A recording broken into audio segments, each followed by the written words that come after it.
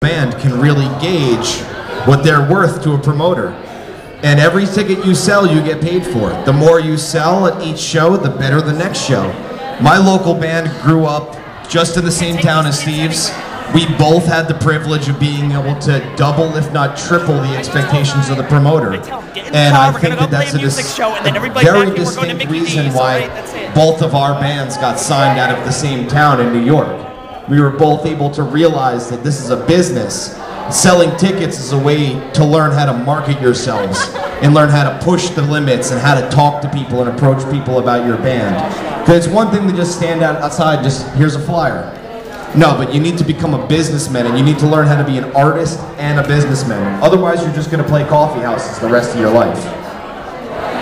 Yeah, like I said earlier today, bands need to understand, even if you have a manager, if you have an agent, if you have a lawyer, your responsibility is still to work harder than everybody else in your camp. Because you know what? In the end, it falls back on your shoulders, and you want to be the one calling your shots.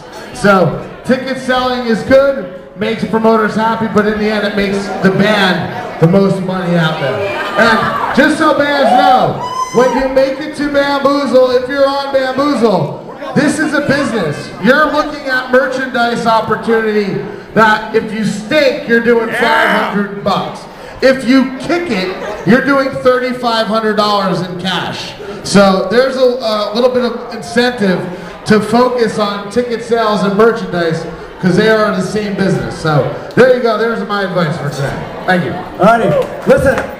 I'm going to take John's advice and wear my sunglasses on stage. So because it's getting pretty bright up here. That's $1. Give me the $1 for the advice. It's not free. I'll give it to you after. I owe you one. All right. What is everyone think? Cursed by Reason.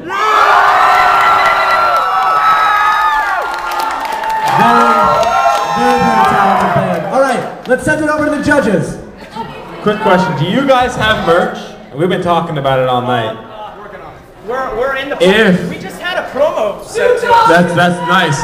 But if you guys were to make it to Bamboozle, like John just brought up, it's like the best opportunity. Yeah, the best opportunity for you to be handing your T-shirts out to thousands and thousands and thousands of kids who don't know any better. They'll just buy it, you know. So I would definitely do it. Anyway, yeah. I really like the two-singer thing. I'm a big fan of it. I think it adds another element. You know, I think it's cool. You guys kind of doing the whole thing. That was cool. I thought the movement on stage was just. Yeah, you guys are kind of like doing your thing. Do your necks hurt the next morning when you get up? Lots of shows. Yeah. Used to it, right? Yeah. No, I thought you guys were great. You guys sounded like you were well practiced, ready, prepared for the show. Like I said, I would probably maybe a little more presence on stage, aside from the headbang. I like it, but like just a little more.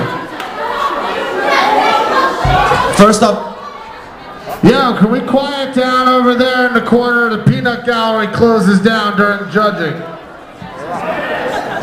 First off, I thought you have a very, very aggressive scream. And I think it's very good. Not a lot of people are capable of cutting through the mix and merely being like, this is me screaming in your face, and that you get it.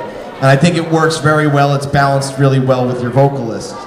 But the one thing that stand out to me is both your guitar players work very well together. I don't know if you guys are as big of nerds. You might be as big of nerds as me, but I love to see people who harmonize in thirds, and it works out really well for your sound, and it gives you guys kind of like a throwback metal edge to your like hardcore screamo style sound, and it's like a very good complementing taste. It's not cheesy metal, and it's not like over the top, but it's just the right amount of like guitar harmonies for me. And I think that your drummer plays some really interesting rhythms with the kick. People are running out of kick patterns, but somehow you had some really good ones, man. I think overall you guys are doing a really well job of crafting. It's hard to stand out in your genre. It's really hard, because it's like the battle to be, who's tougher? You know, who's more of a wall of sound? But you guys are definitely making your own name, and you can hear your fans right here. They love you guys, so keep doing what you're doing.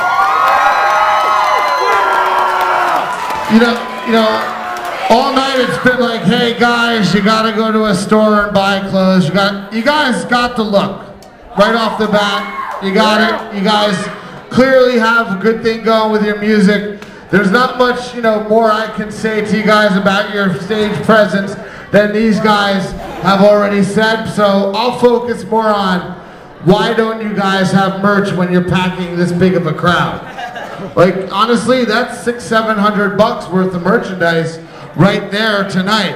And honestly, it's like, you guys have a great, cult following, and it's like, and sometimes you gotta use them to your advantage. And right now, even if you didn't have a t-shirt, to have a flyer or, a one sheet on your band, with this many people, it's only gonna spread. So you guys just gotta fine-tune some things.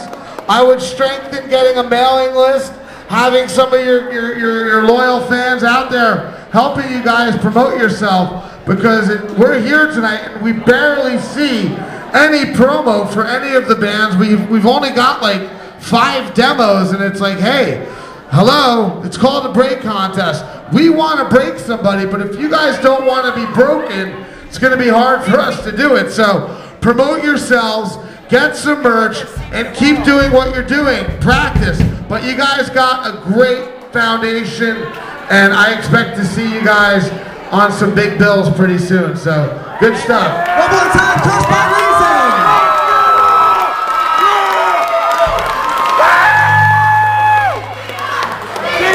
Alrighty guys, alrighty. Yes.